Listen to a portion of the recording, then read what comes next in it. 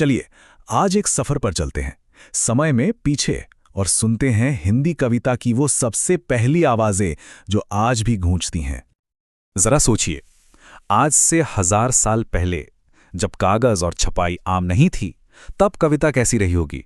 कौन सी कहानियां थीं जो लोग गाते गुनगुनाते थे, और कौन थे वो लोग जो इन कहानियों को रच रहे थे?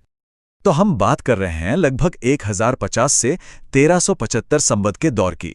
ये वो समय था जब भारत में बहुत कुछ बदल रहा था, समाज, संस्कृति और सबसे बढ़कर भाषा। एक नई जुबान, हिंदी, अपना आकार ले रही थी। इस पूरे दौर को समझने का सबसे अच्छा तरीका है उस जमाने की 4 सबसे खास आवाजों को सुनना। ये 4 आवाजें मिलकर ही उस युग की पूरी तस्वीर बनाती हैं। तो चलिए एक एक कर इन सभी आवाजों को सुनते हैं। हाँ, तो पहली आवाज है उस दौर के बागियों की, जिन्हें हम सिद्ध और नाथ कवियों के नाम से जानते हैं।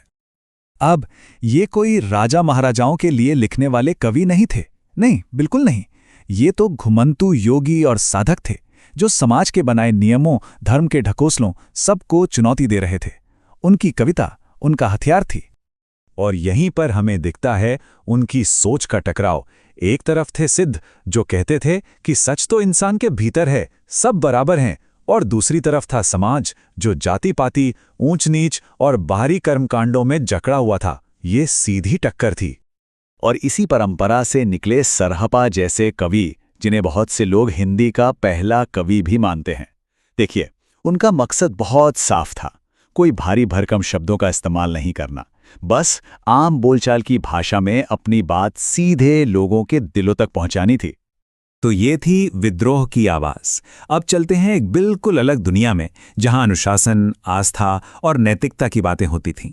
ये आवाज थी जैन कवियों की।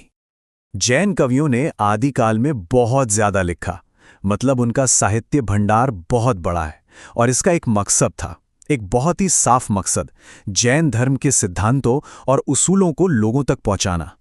तो मूल बात यह है कि इनकी कविता का मकसद था उपदेश देना, सिखाना। वो क्या सही है, क्या गलत है, ये बताने के लिए कहानियों का सहारा लेते थे। चाहे वो अहिंसा का पाठ हो या फिर तीर्थंकरों की जीवनियां, हर कहानी के पीछे एक सीख छिपी होती थी। अच्छा, अब तक हमने विद्रोह और धर्म की बात की। चलिए अब माहौल बदलते हैं, चलते हैं राजमहलों और शाही दरबारों की तरफ, जहां एक बिल्कुल अलग ही धुन सुनाई देती थी। ये धुन थी तलवारों की खनक की, ये आवाज थी एक योद्धा की। इस तरह की कविता को कहते हैं रासो काव्य। आप इसे उस जमाने का एक्शन सिनेमा समझ सकते हैं। इसमें बड़े बड़े राजाओं की बहादुरी, उनकी लड़ाइयों और उनके इष्ट के किस्से होते थे। मकसद, अपने राजा को इतिहास में हीरो बना देना, अमर कर देना। और जब भी रासो काव्य की बात होती है, एक नाम सबसे पहले आता है, पृथ्वीराज रासो। ये सिर्फ एक किताब नहीं है, ये एक महाकाव्य है। इसी ने हमें बताया है कि वो जमाना कैसा था, पृथ्वीराज चौहान कैसे थे, मतलब हमारी सोच पर इसका बहुत गहरा असर है। लेकिन इन रासो काव्यों में एक बहुत मजेदार बात है, ये सिर्फ मारधाड़ या लड़ाई की कहानियां नहीं हैं। इनमें 2 रस, 2 इमोशन साथ साथ चलते हैं। एक तरफ है वीर रस, यानी जंग का मैदान, हिम्मत और सम्मान, तो दूसरी ही तरफ है श्रृंगार रस, यानी प्यार, मोहब्बत और रोमांस, लड़ाई और इश्क, दोनों एक ही कहानी में। तो हमने विद्रोहियों को सुना, संतों को सुना, राजाओं को भी सुन लिया। अब दरबारों की चकाचौंध से बाहर निकलते हैं और उस आवाज को सुनते हैं जो असल में आम इंसान की थी, जिसमें रोजमर्रा की जिंदगी थी, प्यार था और इंतजार की तड़प थी। इसे कहते हैं लौकिक काव्य। लौकिक मतलब जो लोक का हो, आम जनता का।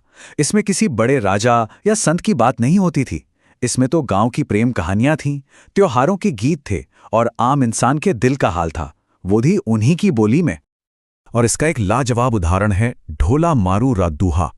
सोचिए, एक राजकुमार और राजकुमारी जिनकी शादी बचपन में हो जाती है, फिर वो बिछड़ जाते हैं और फिर सालों बाद एक दूसरे को ढूंढ निकलते हैं। ये एक ऐसी प्रेम कहानी है जो आज भी राजस्थान के लोकगीतों में जिंदा है। इसी लोक साहित्य से एक बहुत ही खूबसूरत चीज निकली, 12 मासा। 12 मासा मतलब 12 महीने। इसमें एक ऐसी नायिका के दिल का हाल बताया जाता है जिसका प्रेमी परदेस गया है। जैसे जैसे मौसम बदलते हैं, सावन की बारिश, सर्दियों की ठंड, बसंत की बहार, वैसे वैसे उस नायिका का दर्द, उसकी तड़प और उसकी उम्मीदें भी बदलती हैं। ये बहुत ही इमोशनल होता है।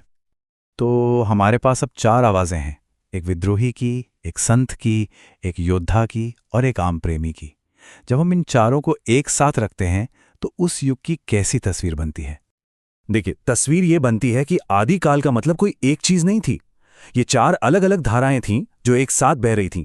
सिद्धों का विद्रोह था, जैनियों की नैतिकता थी, दरबारों में वीरता और रोमांस था, और गांव में लोक जीवन और प्रेम था।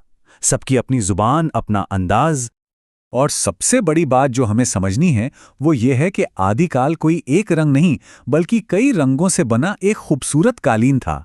इन्हीं अलग अलग धागों ने, इन्हीं परंपराओं ने मिलकर आगे के पूरे हिंदी साहित्य की जमीन तैयार की।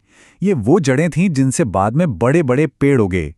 1000 साल पहले की कविता ने हमें उस दौर के रहस्यवादियों, योद्धाओं और प्रेमियों की आवाज सुनाई। अब सवाल यह है कि हमारा आज का दौर, हमारा साहित्य, हमारी कला भविष्य के लिए कौन सी आवाजें छोड़कर जाएगा? जब 1000 साल बाद लोग पीछे मुड़ के देखेंगे तो उन्हें हमारी कहानी में क्या सुनाई देगा?